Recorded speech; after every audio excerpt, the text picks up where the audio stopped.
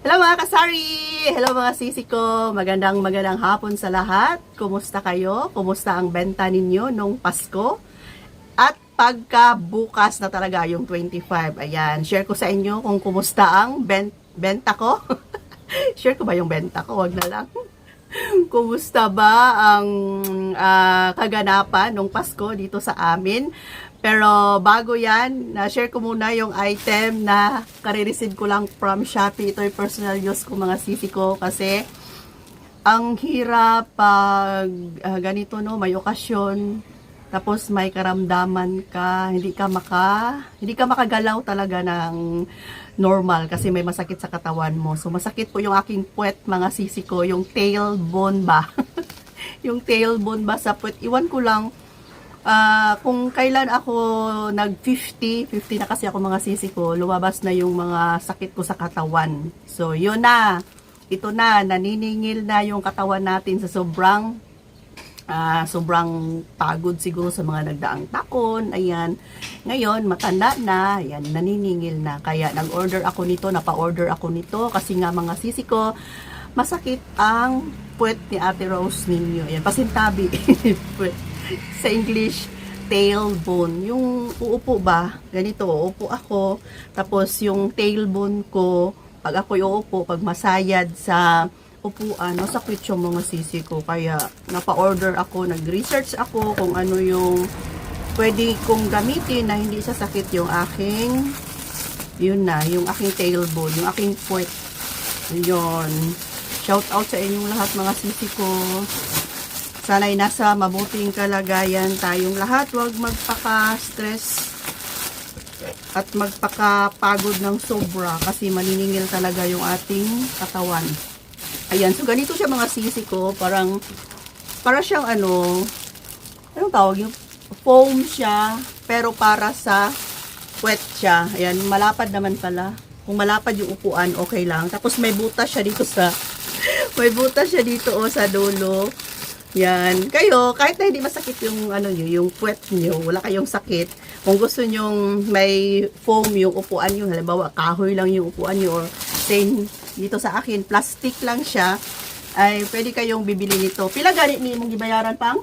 Ayan, so 174 ito mga sisi ko. So lagay ko to sa upuan kung saan ako, kung papasok ako sa loob ng bahay, dala-dala ko to para upuan ko, sample. Yan sa mga sisi ko. Ayan, ganito siya. Hala, kung ganito, hindi man siya kasya dito ba? Ganyan. Ay, okay naman pala. Okay naman pala kahit na malapad siya. Hindi siya kasya sa, ayan, malapad siya mga sisi ko. Kahit hindi siya masyadong fit talaga sa upuan. Pero at least malambot. Malambot yung puwet. Malambot yung upuan, hindi sasakit yung puwet ni Ate Rose. Tawa lang ako ba, pero nag-worry ako nag-worried ba ako mga sisi ko. Sabi ko yun, pa-check up daw. Sabi ko after New Year na lang. Kasi ngayon, 29 ngayon, busy, walang mga doktor, nagbakasyon. So after New Year na lang siguro. So ito lang muna pansamantala yung gamitin ko. Okay. So, i-share ko sa inyo yung mga item mamaya na parang talaga siya nabawasan mga sisi ko. Kung nabawasan man mga ilang piraso lang. Like yung mga Eden cheese, yung mga Nestle cream. Parang yung natin, yung recents, nabawasan wala. Nabawasan ng mga ilan lang mga sisi ko. Pero okay naman yung benta. Hindi naman siya paldong-paldo talaga. Pero at least kahit papano, medyo okay naman. Thank you Lord. Happy na ako kahit na hindi naman as in na mabenta talaga yung mga Yung pungkos yung lubot. sinubukan ni Kuya Dave mga sisi ko. Abo kayo. Ano pakiramdam mo? Humok kayo, parang nasa foam lang yapon na. Parang nakaupo ka sa sofa. Ganyan. Sinubukan ni Kuya Dave mga sisi ko. Tumayo kasi ako saglit kasi may bumili. Tapos sinubukan niya, maganda daw. Parang nakaupo ka sa isang sofa. Tapos, ang kagandahan nito, kasi dito banda sa may puwetan. Ayan. Wala siyang ano, parang bakante, di ba? Tumatawa na lang ako mga sisi ko, pero masama yung pakiramdam ko talaga ngayon ba. Ayan, so tuloy tayo mga sisi ko, putol-putol kasi may mga bumibili. Ayan, so ang benta namin nung Pasko, 24, tapos nag-close kami mga sisi ko mga 12:30 yata. So before, maabutan kami ng alas 3, 2 to 3 a.m. Pero ngayon, pag matapos ng putukan, ayan, mingaw na. Kaya 12:30, nag-close na kami ni Kuya Dave. So, ang benta namin, iba na talaga noon. Thankful pa rin ako kasi kung magkano yung tawag niyan, kuta namin everyday, parang nag 3 times siya mga sisi ko. So, sa mga laging nanonood ng mga vlog ko, yung kuta namin, hindi yung kuta namin na pinakaunang kuta ha, yung kuta namin sa ngayon, ay parang nag-triple siya mga sisi ko. So, thankful pa rin ako kahit papano ay may benta pa rin. Ayan. So, pagka 25 mga sisi ko, nag-open kami ni Kuya Dave. Siguro medyo tanghali na kasi dito kasi sa amin subdivision, mingaw. Mingaw pag morning na. So, nag-open kami siguro mga 9 to 10. And pagka 12, nag-decide kami ni Kuya Dave na mag-close na lang kasi napakatumal. Napakatumal talaga. Parang hindi aabot ng 1,000 yung benta namin. So, nag-close na lang kami. Ginawa namin ni Kuya Dave. Sinamahan niya na lang ako ng grocery nung pagka 25 talaga. Kasi nakatulog naman kami ng medyo okay naman kasi mga 12:30. Ayan. Nakatulog na kami ng mga ilang oras. So, pagka 12 to 1 din ng tanghali, yun na, nag-close na lang kami para mag-grocery kami para sa New Year. Kung ano yung mga kulang-kulang dito sa tindahan, nag-add na lang ako sa grocery. Like mga chichirya, nag-add kami ng mga chichirya. So may vlog naman ako, pinakita ko sa inyo yung vlog ko nung pagka 25 mismo na nag-grocery kami.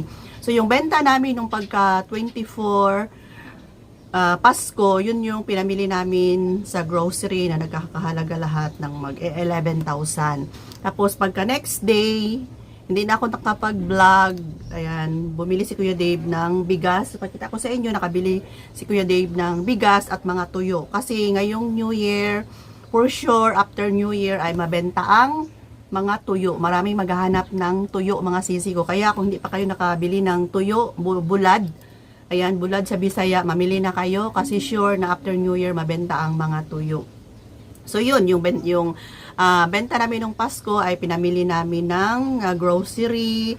Tapos pinamalingki ni Kuya Dave, almost ang nadala niyang pera mga nasa 18,000. And ano pa ba? Tapos kahapon, pumunta na naman dito yung Coca-Cola. So, nakabili kami ng ang mabenta na kasi ngayon dito sa amin ay yung 1.5 na. So, nabayaran namin lahat kahapon sa Coke ay 5,000 plus. So, yun, doon napunta yung benta namin. And, nung Sunday, kahapon, basta't kahapon Sunday, nag-close na lang din kami kasi napakatumal. May vlog naman ako. Ayan, pinakita ko sa inyo na nag-close na lang kami kahapon ni Kuya Dave ng aming tindahan at nagpahingahan na lang kami kasi nga, napakaano talaga, wala masyadong naglalakad, walang bumibili. So, nag-open kami same pa rin parang 10 a.m. So, ang benta ni Kuya Dave nasa 3,000 lang siguro. Tumal talaga mga sisi ko hanggang 9 a.m. to, hindi pala, 11 a.m. to 4 p.m. 11, 12, 1, 2, 3, 4. So, nakabenta lang si Kuya Dave ng magti 3,000. So, wala na masyadong naglalakad. Kaya nakapag-decide na lang kami na mag-close na lang kami. Ayan. So, ngayon, kunting share lang mga sisi ko sa mga item na kunti lang yung nabawas nung Pasko. So, sa natin bigas, ito yung nabili ni Kuya Dave. Ito na yung Hasmin. Ayan. O, diba? Meron tayong 10 maliliit, 310 ang benta namin. Tapos ito 5 sako ng Hasmin. Ayan. Ito yung nabili ng benta namin sa Pasko. Ayan. So may mga item din kanina na dumating from grocery. Ayan, ito. Yung iba is na-display na ni Kuya Dave. So, nabayaran ni Kuya Dave kanina is nasa 7,000 from grocery. Tapos ngayong Miyerkules, bago mag New Year, ay may bayaran ulit ako na 5,000 grocery from grocery pa rin. Nag-add ako ng ilang mga item na lang din. Tapos forward tayo dito para makita. Yung itlog, okay lang naman yung itlog. As in, parang normal lang talaga mga sisi ko. Tapos dito tayo sa ating mga Eden cheese. Tapos ito dito. Wait lang. Ito yung mga pinamili ko na mga pasta. Like, para sa spaghetti. At pasta din para sa macaroni. So, parang wala siyang benta mga sisi ko. Parang hindi siya nabawasan. Pero sige lang, observe natin ngayong New Year. Kasi yung iba, hindi sila masyadong naghahanda ngayong Pasko. Sa New Year na sila bumabawi. So, titingnan natin ito. I-update ko kayo ngayong pagkatapos ng New Year kung ito ba'y nabawasan. Tingnan natin ng mabuti mga sisi ha. Marami pa yan. Tapos dito tayo sa mga Eden cheese. Hindi ako kumuha pa ng marami. Kasi baka maabutan tayo ng expiration. So, same pa rin ito. Parang nabawasan lang siya ng isa yata. Ayan, 15, 15, 15. So, 20 ito. Ang natira ay 17. So, tatlo lang yung nabawas pala. Tapos, sa ating mga Nestle cream, ayan, ito. Ito pa yung Nestle cream. Parang nabawas yata nito ay parang tatlo lang. Tatlo lang. Tapos, dito sa ating mga recent, sabi ni Kuya Dave kanina, isa lang daw. So, ayan. Yan lang yung mga nabawas. Sa mga alak naman natin, pailan-ilan lang yung mga nabawas. Kasi madami pa naman mga sisi ko. Ayan. So, yung mga benta ay na parang naipon na siya. Kaya umabot siya ng ayun. Yun na yung benta namin. Secret! Tapos sa mga dilata, hindi naman gaano kumikilos itong mga dilata. Hindi naman gaano kumikilos kasi hindi naman to, lalong-lalo na itong mga ganito, yung mga tuna, sardinas. Sa mga gatas, yung mga gatas lang medyo nabawasan pero hindi pa rin gaano ka, ayan madami pa naman tayo mga gatas. Pero reserve na to para sa New Year. Basta i-update ko kayo mga sisi ko sa pagkatapos ng New Year kung anong status ng ating tindahan. Pero, dito sa amin, na sure na yung chichirya talaga ang number one na leading, namin, leading fast moving item. Kasi ngayon ay unti-unti na rin napupudpud. Yung mga napamili namin nung 25 ay unti-unti na rin napupudpud at nag-add ako sa grocery na naman ng mga iba pang mga chichirya. So, basta dito sa amin, chichirya yung mga Tapos sa mga soft drinks, sa mga Coke, nakabili nga kami kahapon. So, kunting silip lang sa stock natin ngayon. Ayan. So, ito yung stock natin na na-add kahapon. Ayan. 6 lang. Ay! Magpapalit day ko sa imuha og kuan. Sprite karon.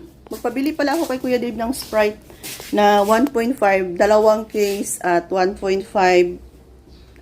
Sprite na litro pala mga sisi ko. Tapos sa mga beer natin, ayan, madami pa.